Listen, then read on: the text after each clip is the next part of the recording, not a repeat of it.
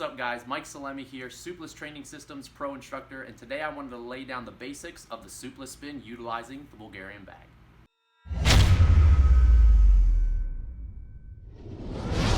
Guys, so we're going to head right into breaking down the Suples spin. Now the Suples spin, the way I look at it is probably one of the best, if not the best, rotational movements that you can do with the Bulgarian bag. It's also one of the most, if not the most iconic movement that the Bulgarian bag is known for. We're going to show it real quick and then I'm going to break it down.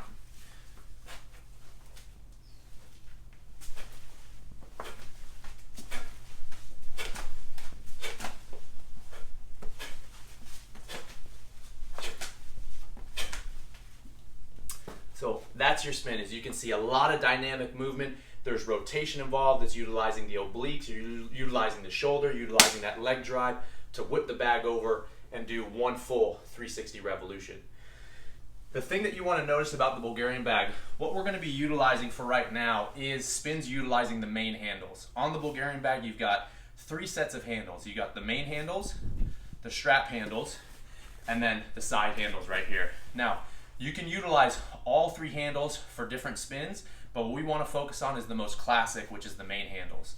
A lot of times when people are performing the spin, the first thing that's going to go, and not just with the spin, but a lot of Bulgarian bag movements, is the grip. And because the Bulgarian bag was first designed to create Olympic level wrestlers, grip is a huge component of not just wrestling, but of most all combat sports.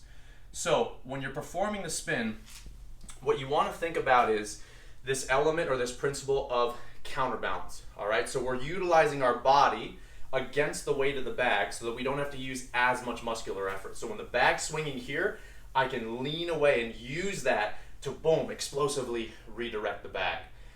So the first thing we're going to do is we're going to talk about one of the most fundamental progressions, which is just the open arm side to side swing, and we're going to incorporate a little bit of rotation. So if I start the setup, my feet are about shoulder width apart. I'm going to begin by hinging back at the hips, maintaining a nice long spine. And I personally like laying the Suples logo, the wrestling logo here, in line with the outside shin. Then I'm going to use an open palm grip, so you could think about like my palms facing forward. And now what I'm going to do is I'm just going to begin swinging side to side. One of the things that you'll notice as I'm doing this open arm side to side swing with head and torso rotation is there's that lateral movement from the lower body, so it's almost like I'm doing a mini side lunge, side to side. But notice that as that lateral movement of the lower body's going, there's that upper body rotational element. So I'm rotating, rotating, rotating. When I shift my body this way, the bag, so if I'm shifting to my left, the bag is on my right side. So there's the counterbalance. As the bag falls down the middle, I begin shifting to the center, and then boom, I shift to my right, so then the bag's on my left. So once again, lower body is that side to side lateral movement, which everyone misses today in strength and conditioning. We're always taught to condition front to back, which is great for squats, deads, etc. But when it comes to athletic movement, we need to be able to move in all three planes, especially side to side and especially rotation. Fighting, especially combat, that's all rotation. So you got that lateral movement, and now as you do that rotation, the height of the bag should be about shoulder level. You want to think of it almost like the kettlebell swing in the sense you swing, swing, swing, swing, swing, the bag floats to the top, and then it falls. The bag floats to the top, and then it falls. That's one of the initial progressions you want to focus on to learn this side-to-side movement, work that rotational element, and really hone in on that developmental step. Because once we go into the spin, you're going to want to make sure that fundamental component is dialed in so that we can use that to benefit the full movement.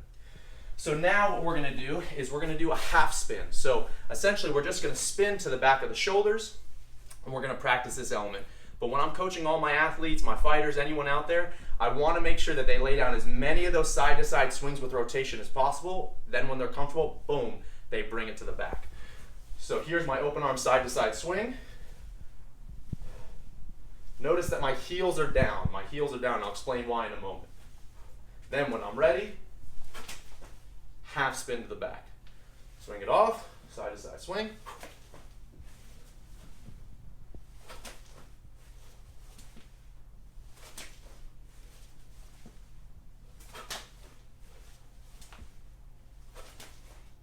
So on that element, we're really working that acceleration of the body to bring the bag over and behind the shoulder blades. That's really where we want the bag to be, at the level of the shoulder blades. A lot of times when people are doing spins, it's gonna be up here like a windmill. No, we wanna bring it up, open up the shoulders, and utilize that shoulder mobility to get the bag over. Just like if you were doing a throw, boom, getting underneath it, and then throwing the opponent over. So with the spin, I mentioned earlier, the heels need to be down.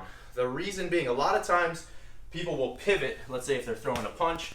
This is a little bit different because once again, we want that counterbalance, but if I keep my heels down, boom, then I get more rotation from the obliques. If I turn this over, not to say it's wrong with other movements, but for this movement in particular, we want thoracic movements. We want this trunk rotation to be boom, explosive from here and explosive from here.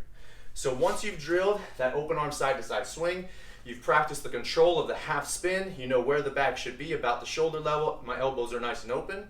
Then once you progress into the full spin, we just gotta turn it up a little bit, okay? So we're gonna increase the speed of movement and we're really gonna pass through the back point. So from here, we'll do the same start position. We'll do a few open arm side to side swings with counterbalance and rotation. Then when you're ready, I can start nice and slow. And then if I want, I can turn it on.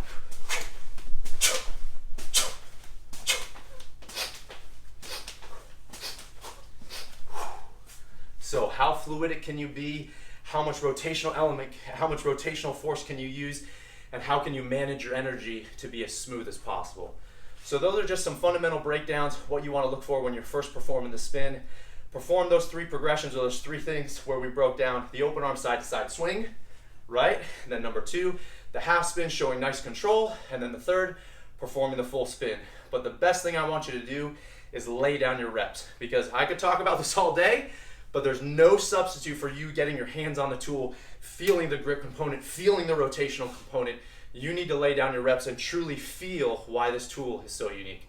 So I hope you enjoyed that mini tutorial on the Suples spin. Give it a shot, hope to see it in your training.